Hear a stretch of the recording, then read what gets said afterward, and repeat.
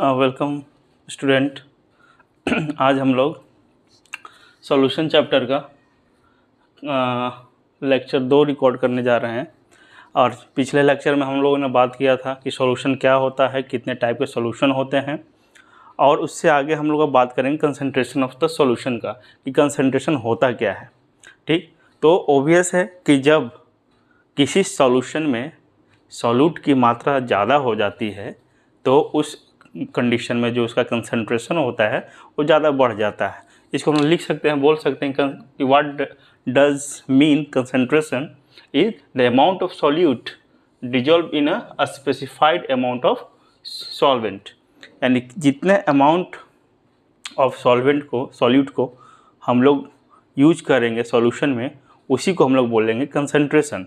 यानी जितना ज़्यादा सॉल्यूट उतना ज़्यादा कंसंट्रेशन, जितना कम सॉल्यूट तो उतना कम कंसंट्रेशन, और डाइल्यूशन भी बोल सकते हैं। और उसमें भी हम लोग बात करेंगे कि एक होता है एक्वस सॉल्यूशन। तो जब हम लोग पानी को लेते हैं सॉल्वेंट की तरफ, तो उस सॉल्यूशन में जो क्रिएट होता है, जो सॉल्यूशन होता है, उसको हम लोग एक्वस सॉल्यूशन बोलते हैं। The solution which we take water as a solvent is known as the aqueous solution. तो एक्वस सॉल्यूशन हम लोग जानते हैं। आगे अब कंसंट्रेशन को हम लोग 7-8 डिवाइड में तोड़ेंगे और इसको पढ़ेंगे। और यही जो पार्ट है, जितने भी 7-8 पार्ट होते हैं, उन्हीं पे सॉल्यूशन चैप्टर से न्यूमेरिकल आता है। तो न्यूमेरिकल पॉइंट ऑफ व्यू से, एग्ज़ाम के पॉइंट ऑफ व्यू से बहुत ज़्यादा इंपॉर्टेंट हो जाता है। तो इसको हम लोग 1 बाय 1 करके डिस्कस करेंगे, और जितना से ज़्यादा हो सके उस सभी पे आधारित न्यूमेरिकल भी करेंगे, जिससे हमारा जो कंसेप्ट है उस टॉपिक के रिगार्डिंग और उस चैप्टर के रिगार्डिंग वो क्लियर हो जाए, तो हमें अपने एग्जामिनेशन में अच्छा स्कोर कर पाएंगे। तो चलिए देखिए, ये हो गया कंसंट्रेशन। मास क्या होता है? तो मास परसेंटेज। तो अगर एक सॉल्यूशन लेते हैं और इसमें सॉल्वेंट और सॉल्यूट होगा, ये सॉल्वेंट और ये सॉल्यूट। अगर सॉल्वेंट को A बोला जाए, सॉल्यूट को B बोला जाए, तो अब देखिए क्या होगा। अगर A और B किसी सॉल्यूशन में है तो वेट ऑफ A इसका कुछ वज़न होगा, और वेट ऑफ B इसका भी कुछ अपना एक वज़न होगा। अगर इसका हम लोग परसेंटेज निकालना चाहें तो क्या होगा कि वेट ऑफ A अपॉन, चूँकि वेट ऑफ ए निकालना है यानी इसका निकालना है, तो इसका वेट हम लोग रख लेंगे। और ये चूँकि सॉल्यूशन में है तो सॉल्यूशन में दोनों है, तो सॉल्यूशन में दोनों को जोड़ देंगे, दोनों का मास जोड़ देंगे, और चूँकि परसेंटेज पूछ रहा है तो 100 से गुना कर देंगे। तो ये हमें परसेंटेज ऑफ ए निकल कर आ जाएगा। उसी तरह वॉल्यूम परसेंटेज, तो वॉल्यूम परसेंटेज ऑफ ए और बी अगर है, सॉल्वेंट और सॉल्यूशन है, सॉल्वेंट और सॉल्यूट है, तो उस कंडीशन में भी निकालेंगे क्या कि परसेंटेज ऑफ ए क्या होगा हमारा, तो volume of A upon total volume of solution. उस सॉल्यूशन में टोटल वॉल्यूम जो है वो A + B है इंटू 100। अच्छा, इसी तरह अगर B का भी निकालना हो तो B का भी वही फार्मूला यूज करेंगे कि volume of V upon total number of solvent and solute in the solution और इंटू 100। तो परसेंटेज ऑफ A भी निकल जाएगा और परसेंटेज ऑफ B भी निकल जाएगा। उसके बाद तीसरा है पार्ट्स पर मिलियन, जिसको हम लोग ppm भी बोलते हैं, ppm, और इसका वैल्यू होता है 10⁶, यानी 10 के पावर 6।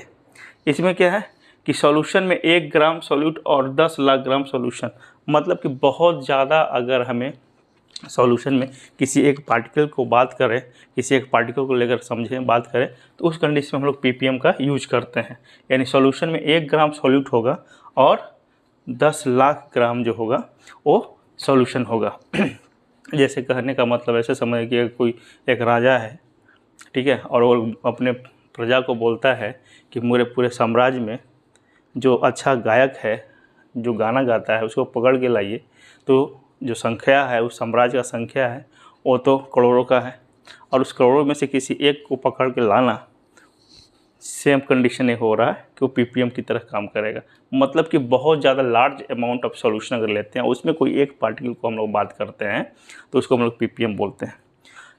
टूथपेस्ट में भी हम लोग देखते हैं, टूथपेस्ट के भी पीछे अगर देखेंगे तो कितना ppm लिखा हुआ, कितना ppm मिलाया गया है सॉल्यूट, वो सब वहाँ पे मेंशन होता है। इसी तरह जितना भी सॉल्यूशन होता है सब में ppm का यूज किया जाता है कि कितना नंबर ऑफ सॉल्यूट जो है उस सॉल्यूशन में मिलाया गया है। तो ppm, अच्छा कैलकुलेट, इसको कैलकुलेट कैसे करते हैं, तो कैलकुलेट कैसे करेंगे, तो calculate the amount of the pollutant in the atmosphere. अब एक एग्जांपल है कि अगर अमाउंट में जो हमारे एटमॉस्फेयर में जो पॉल्यूटेंट हैं, जो प्रदूषक हैं, वो क्या कर रहे हैं कि वो चूँकि ज़्यादा संख्या में हो रहे हैं, तो ज़्यादा संख्या में अगर होंगे तो कहीं ना कहीं हमारे एटमॉस्फेयर को पॉल्यूशन करने का काम करेंगे। तो उसमें लिखा हुआ है calculate the amount of the pollutant in the atmosphere. क्या होगा इसका फॉर्मूला, तो वेट ऑफ कंपाउंड ए, जो हम कंपाउंड जो है जो सॉल्यूट है वो अपॉन टोटल वेट। अब चूँकि सॉल्यूट तो ये हो गया और पूरा सॉल्यूशन की बात करेंगे तो पूरा सॉल्यूशन नीचे हो जाएगा, टोटल वेट उसका हो जाएगा। और अभी हम लोग ने बात किया कि ppm को कितना रेशियो लिया जाता है 10⁶, तो 10⁶ से गुना कर देंगे। जब इतना कर देंगे तो हमारा उस सॉल्यूशन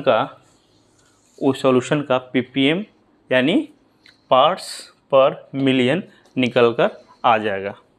तो ये जो है वो अभी हम लोगों ने 3 पॉइंट तक ही डिस्कस किया, मास परसेंटेज, वॉल्यूम परसेंटेज और ppm। अच्छा, मास परसेंटेज में हम लोग जैसे परसेंटेज ऑफ ए निकाले हैं, सेम कंडीशन अगर बी भी बोलेगा, अगर परसेंटेज ऑफ बी, तो इसमें भी वही होगा, weight of B upon weight of A plus weight of B और इंटू 100। इसको हम लोग यूज करेंगे यहाँ, और ये यहाँ हो जाएगा। तो 2 है, दोनों तरीके से इसे निकाल सकते हैं। इसे हम लोग आगे देखेंगे, जो हमारा आगे का है 4th नंबर है, वो है मोलालिटी। तो अब हम लोग मोलालिटी पे बात करेंगे, तब तक आप लोग इसका एक स्क्रीनशॉट ले लीजिए।